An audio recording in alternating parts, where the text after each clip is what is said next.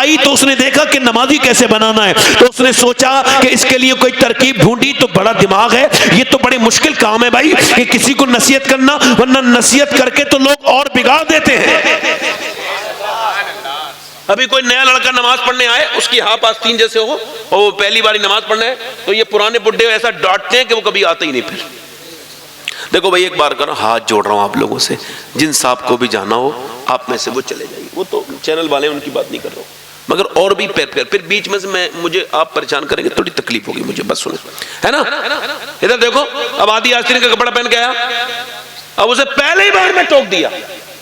अब वो गरीब लड़का वो गए ही नहीं, फिर बोले यार बुड्ढा वो बुरी बातें करता है। अब तुम तो किसी लायक बचे नहीं, ना तुम्हारे घर वाले तुमसे बात करते, तुम हो गए बुड्ढे। अब तुम जवानों को परेशान कर रहे हो। उन्हीं लोगों के लिए कह रहा हूं जो ऐसा करते हैं। उसे मोहब्बत से भी कह सकते हो, बिठाल के मेरे बेटे नमाज पढ़ने आए हो, अल्लाह तुम्हें नमाजी बनाए, ये भी तो अल्फाज है ना। मेरे लाल नमाज पढ़ते हैं तो पूरी आस्तीन के साथ पढ़ते हैं। बोलो ऐसे मानेगा नहीं मानेगा बात को? अंदाजा ये तो ये बिगाड़ने वाला मामला। अब उसने कोई ऐसा तो नहीं कहा कि उसने ताने देने शुरू कर दिए हो, अपनी दोनों सौतनों से लड़ती हो, लो नमाज नहीं पढ़ती। नहीं नहीं नहीं, उसने अपने आदमी को ताने दिया? नहीं नहीं, उसने सोचा नमाजी कैसे बनाना है। तो उसने देखा कि चौधरी के लिए दूध लेके जाती है, उसकी दूध लेके जाता है नौकर। उसने कहा नौकर से तुम दूध लेके नहीं जाओगे, बल्कि उसने बादाम शदाम डाले दूध में, अच्छे से उठाया बेहतरीन गुड़ में और सुरख दूध करके रात को लेके गई प्लेट में सजा के।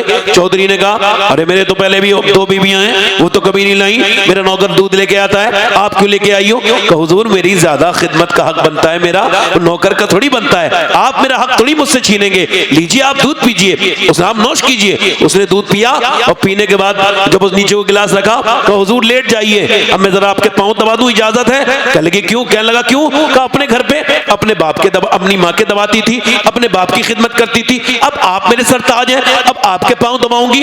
उसने कहा ठीक है। अब वो पांव दबाने लगी, दबाते दबाते दबाते, वो दबाना जानती भी थी। कुछ लोग पांव दबाते हैं तो और दर्द कर देते हैं। उसने ऐसा उसको उसके ऐसे जो है वो टच किया, उसको ऐसे बेहतरीन तरीके से दबाया कि उसको सुकून होने लगा, वो नींद आने लगी। और जैसे ही वो रिलैक्स फील करके उसको नींद आई, वैसे ही वो कहने लगी चौधरी साहब आपको नींद आ रही है और मैं भी जा रही हूं, मुझे भी उठना है सुबह फजर में, अगर बुरा ना माने तो सुबह फजर की नमाज में आपको उठा दूं। क्या बात। तो एक तो चौधरी, दूसरा मर्द, दो तो उसके अंदर घमंड की अलामत। मर्द तो अक्सर घमंडी होते ही हैं भाई, जो घर कहीं नहीं होते तो घर में हो जाते हैं। 100 किलोमीटर का सफर तय करके आएंगे और घर में कहेंगे पानी लाओ, अरे तो 4 कदम दूर पानी है। जब इतना लंबा सफर करके आ गया तो यहाँ 4 आदमियों को आवाज देने की क्या मतलब है? मगर जहां दादागिरी चलती है आदमी की, आदमी चलाता,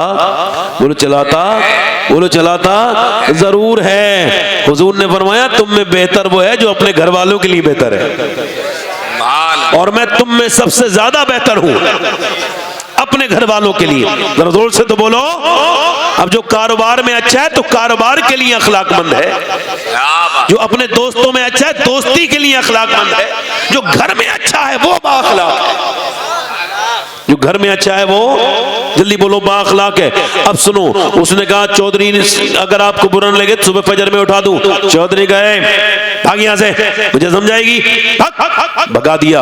दिल टूटा नहीं, मगर अल्लाह वालों के रास्ते बदलते नहीं है। उसने सोच लिया था नमाजी तो बनाना है। दूसरे दिन फिर दूध लेकर के आ गई। चौधरी ने कहा तो फिर आ गई, फिर तूने दूध को फिर नमाज को कहेगी? कहा चौधरी साहब नमाज को देखूंगी, आप दूध तो पीजिए। उसको याद आया कल का दूध बहुत अच्छा था और पांव भी इसने दबाए थे। कहा ठीक है। उसने इजाजत दे दी और पांव दबाती रही। दूध पिलाने के बाद पांव दबाया, उसने दूध पिया, गिलास नीचे रखा, फिर उसने जो है ना पांव दबाए, पांव दबा के दबाते दबाते दबाते दबाते वो फिर सोने लगा। फिर इसने हिम्मत की और कहा चौधरी साहब अगर आप बुरा ना माने, आपको नींद आ गई है, मैं जा रही हूं, अगर इजाजत दे तो सुबह फजर में उठा दूं। इतना कहना था, अचानक चौधरी ने इसके बगैर, इसको पता भी नहीं था मारेगा, उसने लात मारी, ऊपर से नीचे गिरी।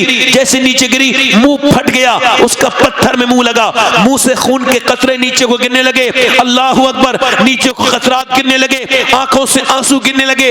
मगर न जाने कितनी सब्र वाली थी वो, जिसकी माँ कितनी शरीफ और नेक माँ होगी, और वो कितनी नेक बाप की औलाद होगी जिसकी माँ ने ऐसी उसकी तरबियत की, एक लफ्ज भी नहीं बोली, ये भी नहीं बोली मैं तो तुझे नमाजी बनाना आई हूँ और तू मुझे मार रहा है, बल्कि मियाँ वो रोती भी, बर्तन उठाते भी चली, एक लफ्ज तक नहीं बोला। न जाने कितने अच्छे घर की वो लड़की थी, अपने घर का पता दे रही थी, मुझे कितने अच्छा मेरे बाप ने पाला है। उसकी लंबी जबान नहीं थी, कचर कचर नहीं, वो चली गई, फिर वापस आई, फिर आती रही, गालियां खाती रही, पिटती थी, मगर बात अपनी कहती थी। एक दिन कई हफ्तों के बाद चौधरी बोला कि ये बता, तुझे मैं कई दिन से मारता हूँ, चोटता हूँ, गालियां देता हूँ, तुझे मारता हूँ, तू चौधरी की बेटी है, फिर भी तू मुझसे क्यों पिटती है? कोई खास बात है? तुझे क्या लालच है? कह लगी चौधरी मैं नमक हराम नहीं हूँ, नमक हलाल हूँ। का क्या मतलब? का मतलब यह है कि जो बेनमाजी मरेगा ना, मेरे नबी फरमाते हैं जो अल्लाह का खा के उसके सामने नहीं झुकता, जो अपने रब को भूले हुए है, जब वो मरेगा तो उसको इतनी प्यास लगेगी मरते वक्त, अगर 7 समंदर का पानी भी उसको पिला दिया जाए उसकी प्यास नहीं बुझ सकती। चौधरी साहब उसकी प्यास नहीं बुझ सकती, और बेनमाजी जलील होके मरेगा, मरते वक्त रुस्वा होके मरेगा। और चौधरी सुन, जो बेनमाजी है कयामत के दिन फिरौन और नमरूद के साथ खड़ा होगा। अब तुझसे मुझे और तो कोई लालच नहीं है, बस यही है कि मेरे बच्चे भी होंगे, अगर तू बेनमाजी होगा तो मेरे बच्चे भी बेनमाजी, बस इसी लालच में तेरी गालियां भी खाती हूँ, तेरी लातें भी बर्दाश्त करती हूँ, मगर चाहती हूँ कि तू नमाजी बन जाए। उसने नजर नजर में ही ऐसे भले सुखन कहे, मैंने तो उसके पाँव में सारा कलाम रख दिया।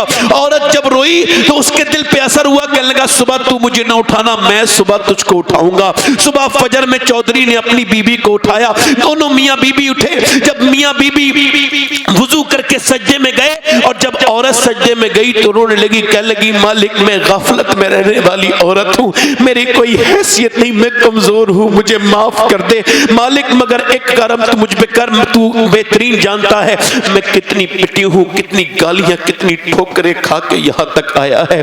मालिक इसे यहाँ तक लाना मेरा काम था, और कबूल कर लेना मेरे आदमी को तेरा काम है, मेरे घर में नमाजी बना दे मालिक। मेरे आदमी को नमाजी ऐसी रोई, अल्लाह का करम हुआ, अल्लाह ने उसके चौधरी के, उसके आदमी का दिल बदल दिया, और ऐसे बदला कि उसने फिर एक मस्जिद बनवाई और एक मदरसा भी बनवाया, जो आज भी उसके इलाके की सबसे खूबसूरत मस्जिद है। मियाँ उन दोनों की बरकत से अल्लाह ने का करम ऐसा हुआ, 100 नौकर नमाजी बन गए, उसकी बीबियां नमाज पढ़ने लगी, उसके बच्चे नमाजी हो गए, और जब इन दोनों के दरमियान बच्चा पैदा हुआ तो वो कोई आम बच्चा नहीं था, बकौले हुजूर मुफ्ती आजम वो अपने वक्त का कुतुबुल अक़ताब था, उसका नाम सुल्तान मोहम्मद बाहू था।